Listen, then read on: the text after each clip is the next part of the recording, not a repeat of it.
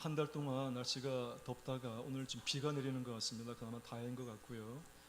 또 오늘 또 하루 지내면서 학생은 또 학생으로서, 또 직장인은 직장인으로서, 또 가장주부는 가정주부로서 저마다 삶의 현장에서 최선 노력을 다하시고 또 이렇게 주님의 성전에 오신 걸로 알고 있습니다. 무겁고 힘든 발걸음을 행하셨으니 성전으로 오셨으니 주님께서 그 마음을 헤아리시고 말씀으로 많이 위안해 줄 수 있는 시간 되기를 바랍니다. 자, 주 예수 이름으로 하나님 말씀 증거하도록 하겠습니다. 자, 오늘은 사무엘상 2장 1절로 10절까지 말씀 같이 한번 살펴보도록 하겠습니다. 우리 교독하도록 하시겠습니다. 사무엘상 2장 1절로 10절까지 말씀이 되겠습니다. 한나가 기도하여 가로되 내 마음이 여호와를 인하여 즐거워하며 내 뿔이 여호와를 인하여 높아졌으며 내 입이 내 원수들을 향하여 크게 열렸으니 이는 내가 주의 구원을 인하여 기뻐함이니이다. 같이 거룩하신 이가 없으시니 이는 주밖에 다른 이가 없고 우리 하나님 같은 반석도 없음이니이다. 심히 교만한 말을 다시 하지 말 것이며 오만한 말을 너 입에서 내지 말지어다. 여호와는 지식이 하나님이시라 행동을 달아보시느니라. 용사의 팔은 꺾이고 넘어진 자는 힘으로 띠를 띠도다. 유족하던 자들은 양식을 위하여 품을 팔고 줄이던 자들은 다시 줄이지 않도다. 전에 인격지 못하던 자는 7을 낳았고 많은 자녀를 둔 자녀는 쇠약하도다. 여호와는 죽이기도 하시고 살리기도 하시며 음부에 내리기도 하시고 올리기도 하시는도다. 여호와는 가난하게도 하시고 부하게도 하시며 낮추기도 하시고 높이기도 하시는도다.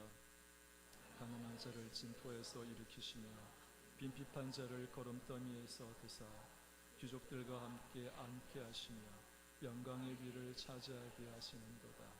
땅의 기둥들은 여호와의 것이라 여호와께서 세계를 그 위에 세우셨도다. 그가 그 거룩한 자들의 발을 지키실 것이요 악인으로 흑암 중에서 잠잠케 하시리니 힘으로는 이길 사람이 없음이로다. 여호와를 대적하는 자는 산산이 깨어질 것이라 하늘 우레로 그들을 치시리로다. 여호와께서 땅 끝까지 심판을 베푸시고 자기 왕으로 힘을 주시며 자기의 기름 부음을 받은 자의 뿔을 높이시리로다 하니라. 아멘. 우리는 한 몇 개월 동안 사사기와 룻기에 이어서 이제 사무엘상을 공부하고 있습니다. 이 사무엘상은 사사기와 연관성이 있습니다. 아주 간단하게 사사기를 한번 정리를 해보자면 사사시대 때에는 여호수아, 모세와 같은 위대한 선지자가 없던 시절이었습니다. 그래서 하나님께서 12사사를 택하셔서 필요할 때마다 인물을 들어 쓰셨죠. 그렇지만 사사시대 때 이 백성들의 모습은 참 참혹하게 그지없는 형편이었습니다. 하나님을 제대로 경외하지 않고 이방신을 섬기고 이방 문화에 동화되어서 그냥 물 흘러가듯이 살아가던 그런 모습이었죠. 그렇지만 이 전체를 이 사기 마지막 장 마지막 절에 어떻게 표현하고 있는가? 이스라엘 사람들이 왕이 없으므로 자기 소견대로 옳은 대로 행하였다라고 되어 있습니다. 이 모든 것은 이스라엘에 왕이 없었기 때문에 이랬다라고 평가를 하고 있는 것이죠. 룻기 때에는 이 이스라엘의 왕, 위대한 왕의 등장을 예고하는 족보가 나와 있습니다. 그래서 다윗 왕의 증조가 되는 룻과 보아스, 그 위에 나오미까지 그들의 신앙에 대해서 살펴보았던 것이 바로 이 룻기사가 됩니다. 그럼 이 사무엘상은 뭡니까? 우리가 그토록 기대하던 이스라엘의 왕이 등장하는 성경이 바로 사무엘기죠. 그런데 좀 특이하게도 사무엘상을 딱 열었더니만 이스라엘의 왕이 나오질 않죠. 누가 나오는가 하면 일쟁 소리가 배웠던 엘가나와 그의 아내 한나 이야기가 등장을 합니다. 성경 말씀은 예사롭게 쓰인 것이 아니기 때문에 의도가 있을 거라 생각을 합니다. 왜 이스라엘의 왕이 딱 등장을 해야 되는데 이렇게 한나와 엘가나라고 하는 사람이 등장을 했을까요? 자, 1장 내용에는 이런 것들이 있습니다. 한나는 아들이 없어서 슬픈 여인이었습니다. 아내가 없어서 남편 엘가나의 또 다른 아내 브닌나가 있었는데 이 브닌나가 아들이 있으므로 자녀가 있으므로 이 한나를 조롱하고 비방하죠. 이로 인해서 원통함과 격분함으로 통곡하는 여인이 바로 한나였습니다. 한나는 아들을 주시면 그 아들을 하나님께 평생 드리겠다고 서원하며 기도를 합니다. 하나님께서는 이 한나의 서원 기도를 들으십니다. 그리고는 사무엘을 주셨습니다. 한나는 자신의 서원 기도대로 이 사무엘이 저절된 후 대략 한 43세 정도 된다 그래요. 저절된 후에 진짜로 성막이 있는 실로에 나아가서 하나님께 이 자신의 아들 사무엘을 드립니다. 여기까지가 1장의 내용입니다. 오늘 2장의 내용은 아들을 낳고 한나가 자기 아들 사무엘을 성소에 하나님께 평생 드리는 것으로 끝나는데, 그리고 난 다음에 한나가 기도를 합니다. 그런데 기도 내용이 많이 좀 읽어본 기도 내용이라고 생각하지 않으십니까? 이 사무엘상에만 등장하는 게 아니라 왠지 사무엘상이 아니라 어디선가 이런 구절을 본 것 같은 그런 느낌이 들 걸로 생각을 합니다. 나중에 한번 밝혀드리겠습니다. 자, 그런데 이 기도 내용이 오늘 내용은 기도 내용밖에 없습니다. 굉장히 간단합니다. 간단한데 좀 깊이가 좀 있다고 생각을 합니다. 이 평범하지 않은 이 한나의 기도 내용 한번 1절부터 사경해 보도록 하겠습니다. 1절 말씀 다 같이 읽겠습니다. 한나가 기도하여 이르되 내 마음이 여호와로 말미암아 즐거워하며 내 뿔이 여호와로 말미암아 높아졌으며 내 입이 내 원수들을 향하여 크게 열렸으니 이는 내가 주의 구원으로 말미암아 기뻐함이니이다. 한나는 마음이 슬프고 괴로울 때 기도한 여인이죠. 1장에 나와 있습니다. 아들이 없어서 이 원통함과 격분함을 가지고 울며 통곡하며 기도했던 여인이죠. 또 한 가지 한나는 기쁘고 즐거울 때에도 기도한 여인이라는 사실입니다. 아시겠지만 야고보서 5장 13절에 보게 되면 너희 중에 고난당하는 자가 있느냐? 저는 기도할 것이요. 즐거워하는 자가 있느냐? 뭐랬습니까? 저는 찬송할지어다. 일반적으로 즐거울 때는 찬송을 하는데 이 한나는 기도를 드립니다. 슬플 때나 기쁠 때나 일생을, 삶의 모든 순간을 기도와 감사로 가득 채운 이 한나입니다. 자, 한나가 이렇게 기쁨과 즐거움 그리고 힘과 담대함을 얻은 것은 아들 사무엘을 낳았기 때문이 아닙니다. 지금 그렇게 되어 있지 않죠? 내가 아들을 낳았으니 하나님 감사합니다 하는 기도가 아니지 않습니까? 이 기도의 내용은 왜 지금 기뻐하고 왜 즐거워하고 왜 내 뿔이, 이 뿔이라고 하는 것은 힘과 권세를 나타내는 거잖아요. 나의 힘과 나의 이 걷는 권세가 여호와로 말미암아 높아졌다라고 말하고 있는 것입니다. 쉽게 말하면 하나님을 높이는, 하나님을 인해서 하나님 때문에 기쁘고 하나님 때문에 즐겁고 하나님 때문에 구원을 받은 것으로 이렇게 1절에서 묘사하고 있다는 것입니다. 내 뿔이 여호와로 말미암아 높아졌으면 내 입이 내 원수들을 향하여 크게 열렸다. 여기에 내 원수는 문맥상 보면은 누구겠습니까? 당연히 자녀가 많은 분인나겠죠. 이 분인나는 자녀가 몇 명입니까? 성경에 안 나오죠? 몇 명은 나오지 않지만 여러 명인 것은 나옵니다. 사무엘상 1장 4절에 보게 되면 나와 있습니다. 엘가나가 제사를 드리는 날에는 제물의 분깃을 그 안에 분인나와 그 모든 자녀에게, 분인나에게는 모든 자녀, 영어 성경을 보게 되면은 아들들과 딸들이라고 되어 있습니다. 그러니까 세상 분인나는 아들들과 딸들이라고 하는 한 서너 명, 4명 이상의 자녀를 둔 것 정도로 짐작해 볼 수 있을 것 같습니다. 그런데 아직 한나는 이제 겨우 사무엘 하나를 낳은 것이죠. 그럼에도 불구하고 한나는 이렇게 말하고 있습니다. 내 입이 내 원수, 나를 그렇게 핍박하고 나를 힘들게 했던 그 분인나를 향하여 이제는 뭐다? 크게 입을 열었다. 담대하게 말할 수 있다는 것이지요. 이제는 분인나가 뭐랄까요? 나를 괴롭히는 존재가 아니라 이제는 내가 상대할 수 있는 존재가 되었다라고 당당하게, 담대하게 지금 고백하고 있는 시라고 말할 수 있는 것입니다. 기도라고 말할 수 있는 것입니다. 자, 이렇게 한나가 원수를 향해 담대하게 말할 수 있게 되었다는 것은 사무엘이라는 아들을 얻었기 때문이 아닙니다. 아들을 얻게 된 그 이면에 신실하게 역사하시는 하나님을 발견하기 때문입니다. 그러니까 자녀가 없는 한나의 괴로움이 풀린 것을 우리는 간단하게 생각하지만 한나 입장에서는 단순히 아들을 얻었기 때문이 아니라 아들을 얻게 된 그 이면을 본 거죠. 그 밑 배경을 본 겁니다. 나의 괴로움의 원인은 무엇이었으며 나는 왜 지금 기쁘고 즐거운가, 그 이면을 들여다봤더니만 그 속에 뭐가 있었는가 하면 모든 게 하나님이 역사하셨다, 하나님이 주관하고 계셨다는 사실을 발견하고 깨달은 것입니다. 우리 사람은 자주 눈앞에 보이는 직접적인 결과에 몰입한 나머지 참된 감사를 못 드리는 경우가 많습니다. 눈에 보이는 게 뭡니까? 아들을 낳아 기쁘죠? 눈에 보이는 합격하는 것, 눈에 보이는 것입니다. 기쁩니다. 즐겁습니다. 취직하고 승진하고 병이 났습니다. 다 눈에 보이는 거지 않습니까? 기쁘고 즐겁고 감사한 일입니다. 근데 이 기쁨과 즐거움 이면에 뭐를 봐야 되는가 하면 반드시 하나님이 모든 걸 주관하고 있다라고 하는 것을 보는 그런 안목이 필요하다는 것이죠. 모든 희락과 감사의 원천은 하나님께 있다는 것입니다. 하나님께 감사와 영광을 돌리는 것이 우선적으로 이루어져야 된다는 것이지요.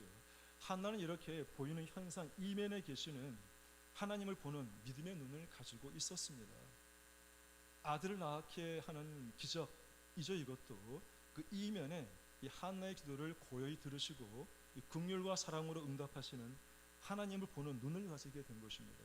우리도 한나처럼 이런 현상, 눈에 보이는 현상 배후에 가려져 있는 하나님의 역사를 발견하고 하나님을 인하여 기뻐하며 즐거워하는 믿음을 가져야 되겠습니다. 자, 이렇게 하나님을 내 삶의 주인으로 모시고 사는 것이 즐겁고 기쁨이라고 한나는 고백하고 있는 것이지요. 이런 한나의 믿음의 뿌리는 어디에 닿아 있을까요? 한나가 도대체 무엇을 깨닫고 무엇을 발견했길 이렇게 기쁨과 즐거움을 하나님께 드리게 되었을까요? 그 한나의 믿음은 무엇에서 비롯된 것입니까? 라고 한번 우리가 살펴봐야 될 것 같습니다.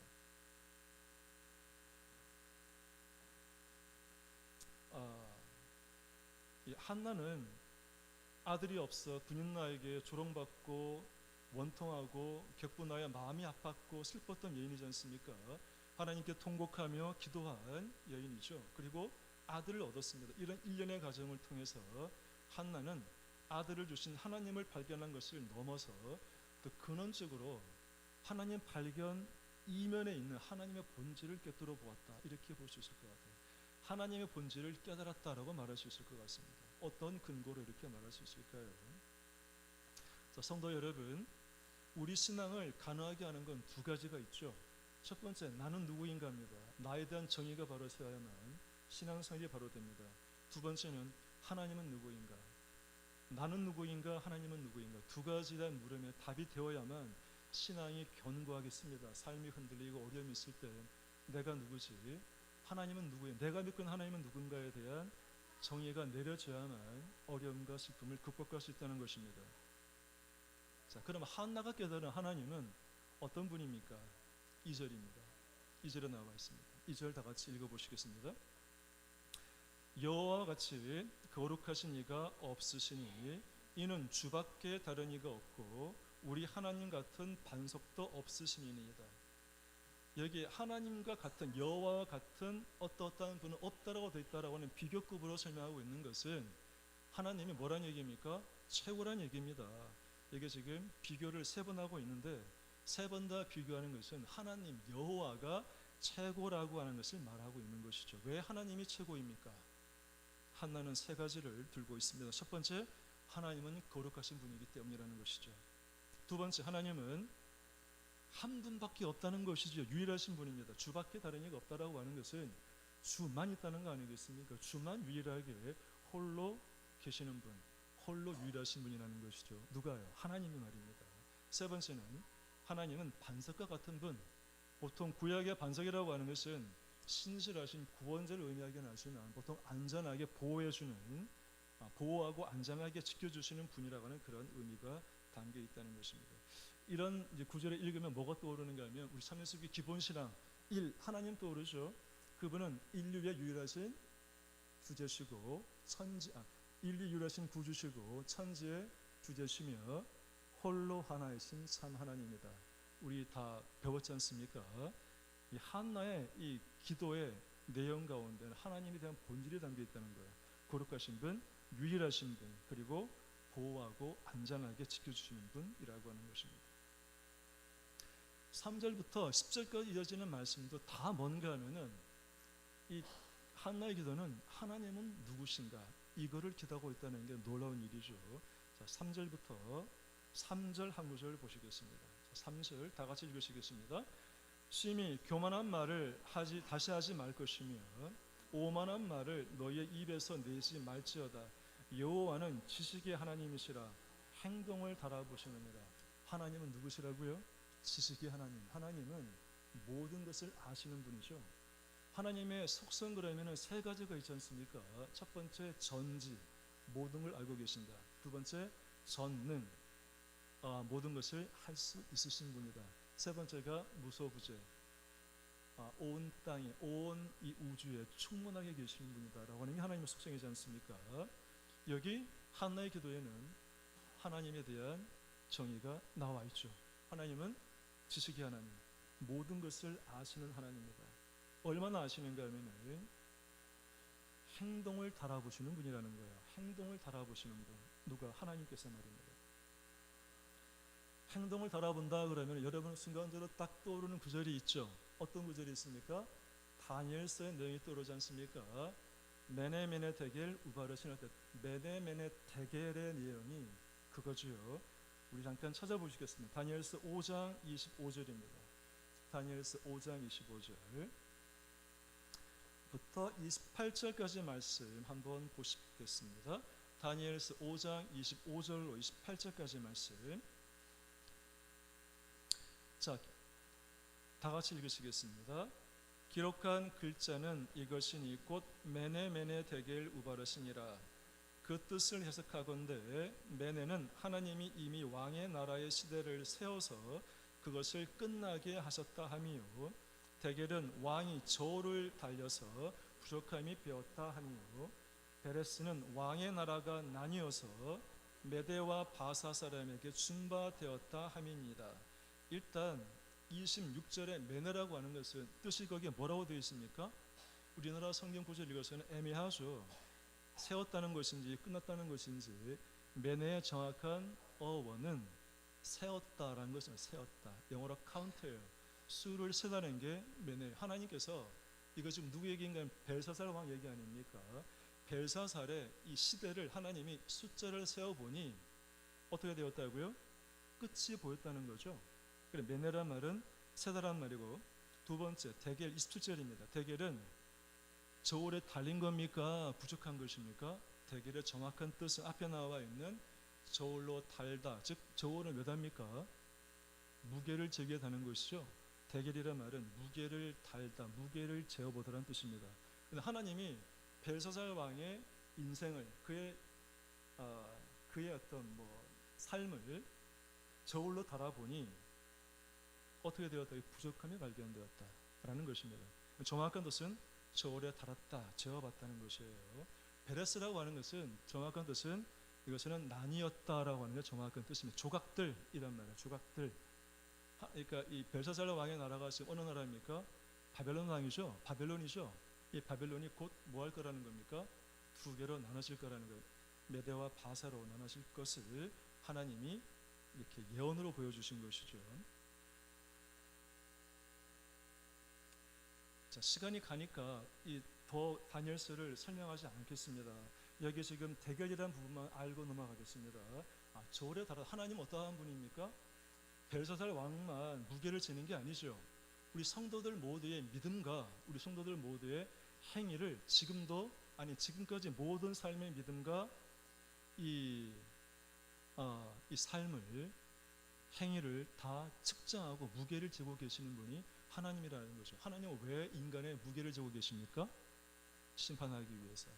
그래서 2절에는 행동을 달아보시느니라, 행동을 달아서 심판하시겠다라고 하는 것이지요. 자, 그런 의미가 담겨 있습니다.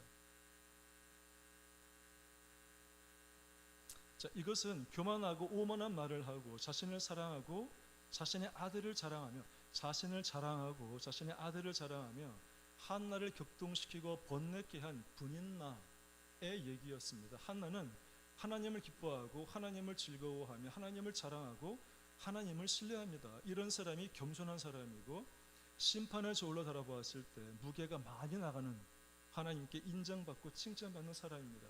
누가 말입니까? 한나 말입니다. 반면에 분인나는 뭐죠? 아까 말한 대로 아들을 자랑하고 아들 낳은 걸 자랑하고 그 아들을 낳은 자신을 자랑하고 교만하고 오만한 말을 한 것이 바로 분인나라는 것입니다. 어떻게 됩니까? 하나님의 행위의 저울로 달아서 무게가 부족함이 발견되면 심판받겠죠. 자, 또 한나는 하나님을 또 어떻게 깨달았을까요? 4절부터 8절까지 말씀입니다. 이거는 전반적으로 수월하게 읽어나갈 수 있을 것 같습니다. 4절부터 8절까지 말씀 다 같이 읽어보겠습니다. 용사의 활은 꺾이고 넘어진 자는 힘으로 띠를 띠도다. 유족하던 자들은 양식을 위하여 품을 팔고 줄이던 자들은 다시 줄이지 않도다. 전에 잉태치 못하던 자는 7을 낳았고 많은 자녀를 둔 자는 쇠약하도다. 여호와는 죽이기도 하시고 살리기도 하시며 음부에 내리기도 하시고 올리기도 하시는도다. 여호와는 가난하게도 하시고 부하게도 하시며 낮추기도 하시고 높이기도 하시는도다. 가난한 자를 진토에서 일으키시고 빈핍한 자를 거름더미에서 드사 귀족들과 함께 앉게 하시며 영광의 위를 차지하게 하시는도다. 땅의 기둥들은 여호와의 것이라. 여호와께서 세계를 그 위에 세우셨도다. 간단하게만 설명하고 넘어가겠습니다. 용사의 활은 꺾이고, 용사에게 활은 자신을 보호하는 무기입니다. 이 활이 꺾인다라고 하는 것은 용사처럼 자신의 힘만 의지하고 자신의 힘을 자랑하는 교만한 사람은 활이 꺾이듯이 산산이 깨어지고 멸망당할 것을 가리키는 말씀이 되겠습니다. 반면에 넘어지는 자는, 넘어진 자 누가 넘어지는 겁니까? 용사의 활에 넘어지는 자죠. 이 용사의 무력 앞에 괴롭힘을 당해서 넘어지는 낮아진 사람은 하나님을 의지하게 됨으로써 띠를 띠고 하나님이 주시는 힘을 얻어 강건하게 된다는 말씀입니다. 5절의 말씀, 유적하던 자들은 양식을 위해 품을 팔고 한때 부유하게 지냈던 사람들은 가난하게 된다는 겁니다. 왜냐하면 불쌍한 사람들에게 긍휼을 베풀지 않고 자신의 소유를 나누어 주지 않기 때문에 결국은 자신의 몸을 분주하게 움직여서 양식을 구하기 위해 일을 해야 되는, 품을 판다라고 하는 것은 일하고 노력한다는 거 아니겠습니까? 그런 비참한 처지에 놓이게 된다는 뜻입니다. 누구처럼요? 분인나처럼. 전에 잉태치 못하던 자는 7을 낳았고, 이거는 누굴 가리키겠습니까? 한나 자신을 가리키는 겁니다. 당연히 한나를 가리키는 말씀입니다. 다만 7을 낳았다는 표현은 실제로 한나는 자식을 몇 명 낳았습니까? 지금 이 기도문을 쓸 때 자식은 사무엘 한 명밖에 없습니다. 나중에 이 한나가 몇을 놓는가 하면은 사무엘상 2장 21절을 보십니다. 2장 21절. 여호와께서 한나를 권고하사 그로 잉태하여 세 아들과 두 딸을 낳게 하셨고, 그러니까 3남 2女를 뒀네요. 여기에 사무엘을 더하면 몇 명입니까? 6명입니다. 정확하게 말하면 6명이고, 물론 이 기도를 할 때는 아까 말씀드린 대로 사무엘 혼자밖에 없는 것입니다. 근데 왜 7을 낳았고라고 할까요? 7은 상징적인가 완전과 충만을 가리키는 수이니까 하나님께서 잉태치 못하던 자에게 충만히 채워줄 것이다 라고 이해하는 것이 맞을 것 같습니다. 예, 많은 자녀를 둔 자는 쇠약하도다. 많은 자녀를 둔 자 누굽니까? 아까 전에 아들들과 딸들이라 그랬죠. 분인나가 놓은 자녀들이 분인나를 가리키는 것입니다. 한나가 아들을 낳음으로 인해서 분인나는 이제 더 이상 아들을 낳은 것으로 자랑하거나 교만할 수 없는 처지에 놓이게 되었으니 이거는 곧 분인나가 쇠약해진 것과 다름이 없다는 말씀이 되겠습니다. 6, 7, 8절의 말씀을 한마디로 요약하자면 하나님 어떤 분입니까? 인간의 생사화복을 주관하시는 분, 인생의 빈부귀천을 주관하시는 분, 삶의 흥망성쇠와 부귀영화를 주관하시는 분이 바로 하나님 한 분밖에 없다는 한나의 고백 간증이 되겠습니다. 8절 후반부에 보게 되면 땅의 기둥들은 여호와의 것이라. 여호와께서 세계를 그 위에 세우셨다. 이거는 뭡니까? 하나님께서는 천지를 지으신 창조주 하나님이시다라는 것입니다. 이 한나의 기도는 아들을 낳은 그 것도 포함이 되어 있어요. 사실 기도 내용에. 근데 그런 직접적인 표현이 없고 표현의 전반적인 것은 다 하나님을 찬양, 하나님께 감사와 영광을 돌리는 하나님이 어떤 분인가를 밝혀주는 기도였다라고 볼 수 있습니다.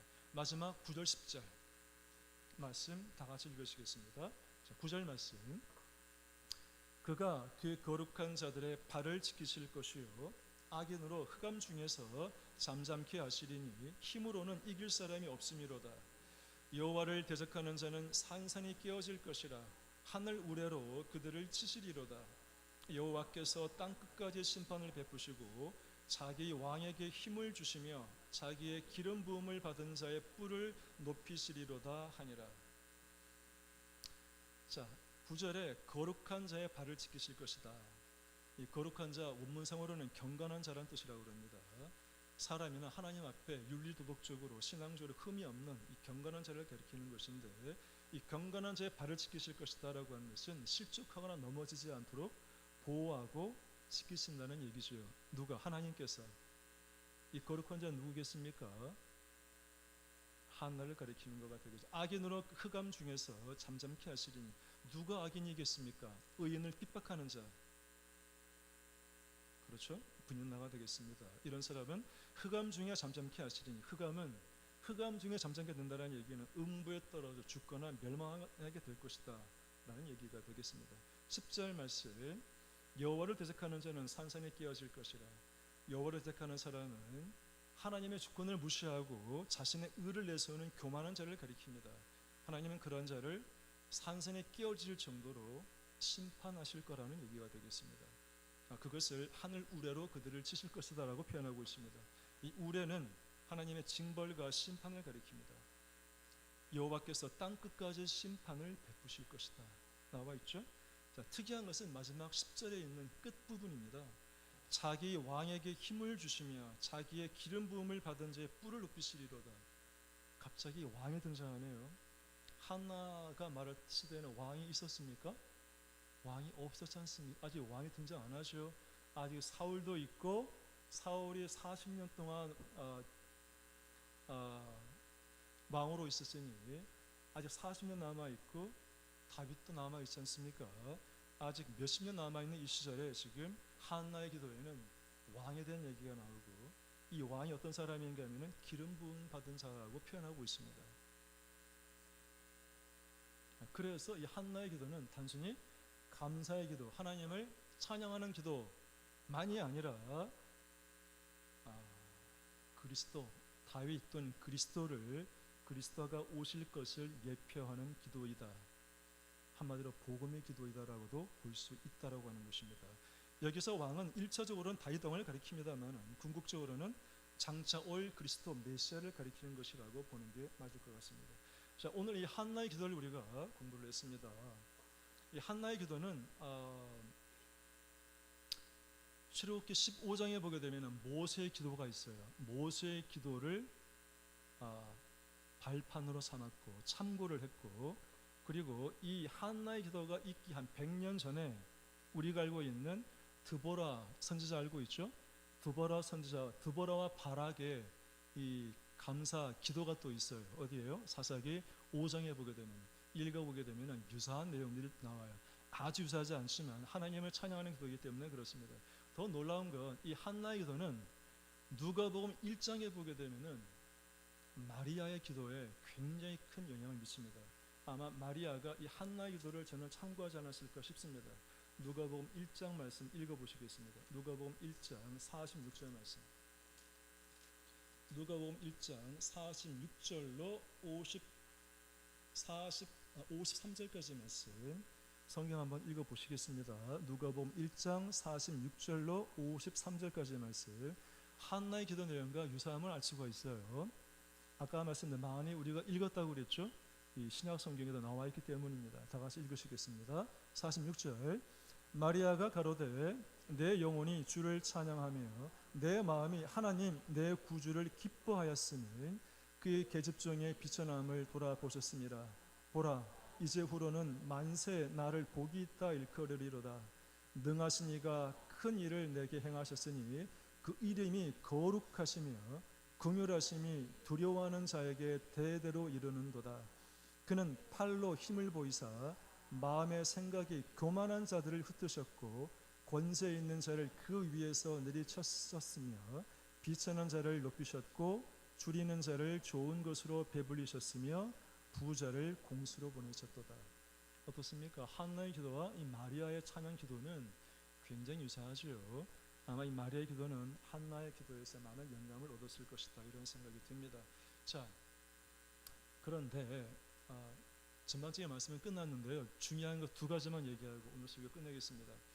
이 사무엘상 2장 10절까지 말씀에는 한나의 기도가 나오고 한나는 이제 이 사무엘상에서 사라집니다. 2장에 한 번 정도, 한 구절 정도 나오고 더 이상 나오질 않아요.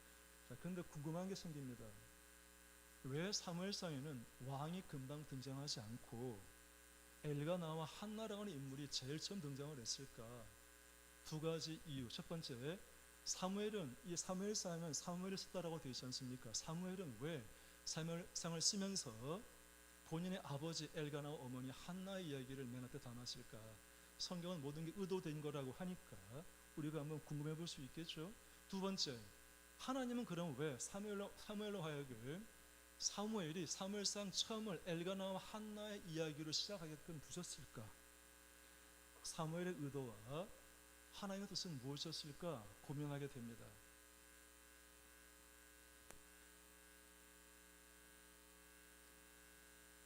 예, 그냥 간단하게 말씀을 드리겠습니다. 제 생각입니다. 사무엘상에 이렇게 한나와 엘가나 얘기가 첫 번째 기록되었던 것은 사무엘의 관점에서는 사무엘이 제사장이 되죠. 사무엘은 대선지자입니다. 그리고 제사장이죠. 마지막으로는 마지막 사사예요. 사도행전 13장 20절에 보게 되면 그 후에 선지자 사무엘 때까지 사사를 주셨어요. 그러니까 사무엘은 선지자이면서 사무엘 때까지 뭐가 있었다고요? 사사가 있었다는 거예요. 어디예요? 사도행전 4장에 보면 나와 있어요. 그러니까 마지막 사사는 이 사무엘이었습니다. 사무엘은 정말 위대한 사람 맞죠. 대제사장이면서 제사장이면서 마지막 사사였으니까. 그런데 본인의 아버지와 어머니를 첫 번째 이렇게 올렸다라고 하는 것은 단순히 아버지 어머니 때문이 아니겠죠.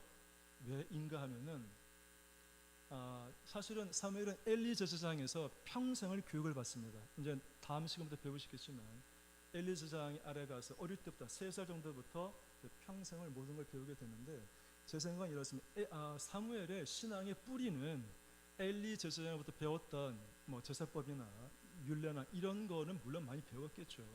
근데 사무엘을 생각할 때 사무엘의 신앙의 뿌리는 어머니 아버지, 특히 어머니였다라고 하는 것을 밝히고 싶었을 것 같아요. 어머니의 뭐를 밝히고 싶었을까요? 어머니의 기도입니다. 사무엘은 본인이 이렇게 간절히 기도하는, 사무엘에서 그러면 떠오르는 게 크게 두 구절 있지 않습니까? 첫 번째, 순종이 제사보다 낫고 하나님의 말씀 듣는 것이 수양의 기름보다 낫다. 또 한 가지가 뭡니까? 나는 너희를 위하여 기도하기를 쉬는 죄를 결코 여호와 앞에 범치 않겠다. 이 구절들 기억하시죠? 사무엘상 12장 23절에 있어요. 지금 뭐라고 했습니까? 사무엘이 너희 이스라엘 백성들을 위하여 기도하기를 쉬는 것은 죄라고 지금 사무엘은 평가하고 있어요. 사무엘은 이스라엘 백성들을 위해서 쉬지 않고 기도했다. 왜 쉬지 않고 기도하는 사람이 되었을까요? 엄마가 기도하는 사람이기 때문에 그렇습니다. 엘리 제사장도 위대한 사람이면 맞을 것 같아요. 그런데 다음 시간 배우면 아시겠지만 엘리 제사장 하나님께 뭐합니까? 저주와 권면을 받습니다. 본인과 본인의 가족이 모두 죽습니다. 폐가 망신하지 않습니까? 그래서 제 생각할 때는 사무엘의 신앙의 뿌리, 이 기도의 어떤 이 습관의 뿌리는 어머니로부터 비롯됐을 것이다. 이 기도하는 어머니의 모습, 기도하는 여인의 모습을 밝혀주고 싶었을 것이라고 생각을 합니다. 자, 쉬지 않고 기도하는 이 사무엘의 모습은 수십 년 전 본인이 태어나기도 전에 하나님께 통곡하며 마음을 쏟아놓았던 어머니 한나의 간절한 기도, 한나의 열정적인 기도, 엘리가 봤을 때는 술사한 사람처럼 보일 정도로 열정적으로 기도를 한 것이지요. 그걸 꾸준하고 지속적으로 기도했던 이 기도가 사무엘에게 내면을 되었을 것이다 라고 생각합니다. 두 번째, 하나님은 왜 이 사무엘상을 한나와 엘간의 일화로 시작하게끔 사무엘에게 허락하셨을까? 이게 정말 중요한 것 같습니다. 하나님의 우리 뜻을 아는 것이 중요하지 않습니까? 이걸 하려면 사사기 마지막 부분을 다시 알아야 돼요. 사사기 마지막 부분을 보게 되면 12사사가 나오고 난 다음에 어떤 일이 벌어집니까? 미가라고 하는 사람 집에 제사장이 있는데 이 제사장은 이스라엘의 제사장이 아니라 미가라는 집안의 제사장이죠. 한 집안의 제사장이 됩니다. 이 시대에 사사시대 말기의 제사장은 자기 역할을 망각하고 잊어버린 사람이죠.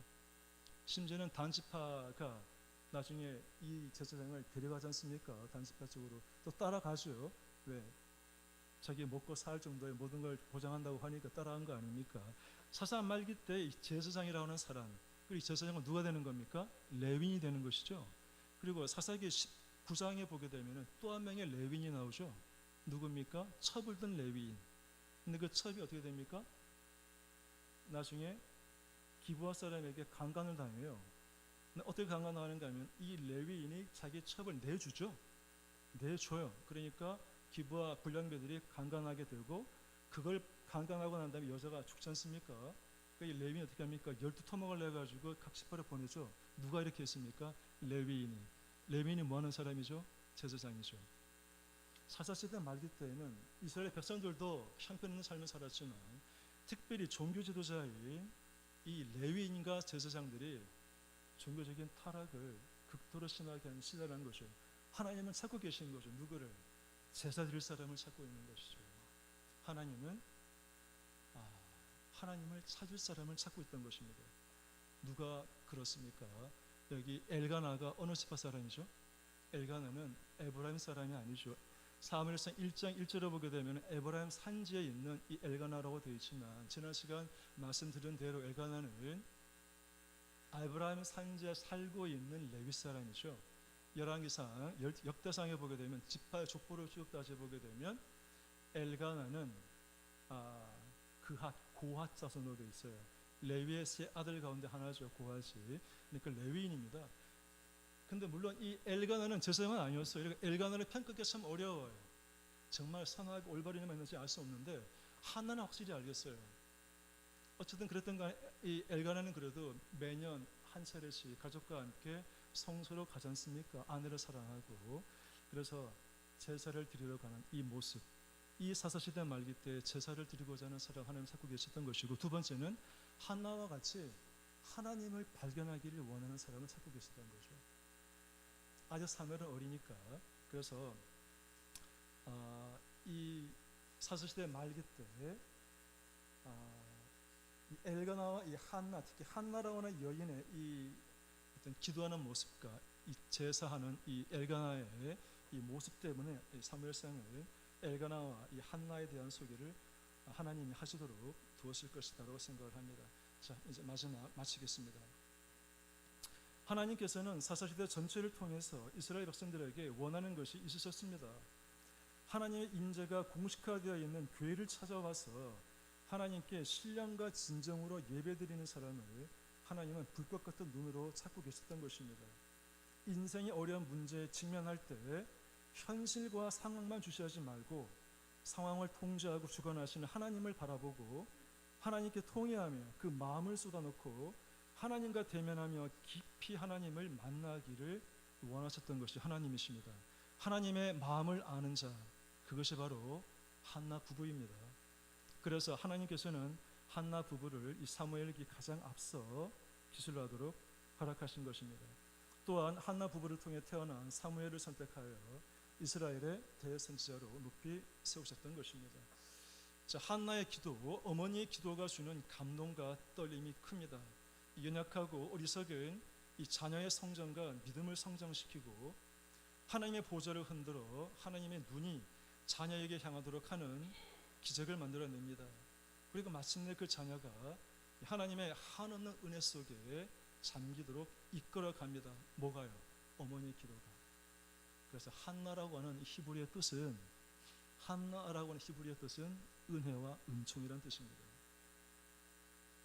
자, 사랑하는 성도 여러분, 오늘 우리는 한나의 감사기도라는 말씀을 통해 우리도 한나처럼 눈에 보이는 사건이나 현상 배후에 가려진 하나님의 역사를 발견하고 하나님 그 자체를 기뻐하며 즐거워하는 믿음을 가져야 되겠습니다.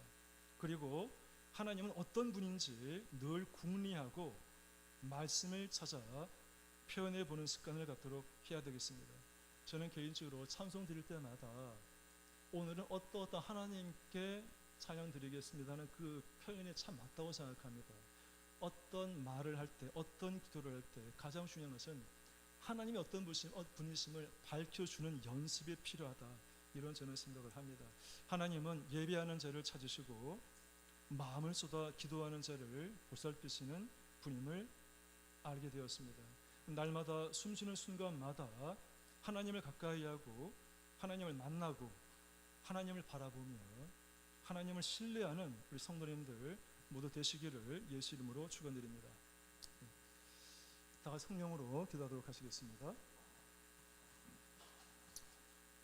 목자님께서는 지금 목자 연수를 가셨고요. 목자님 연수 잘 다녀오실 수 있도록 기도해 주시기 바랍니다. 교회에 병원으로 불편을 겪고 계신 분들이 있습니다. 기도해 주시면 좋겠습니다. 본인의 가정과 개인을 위해서도 기도하시겠습니다. 성령으로 기도하시겠습니다.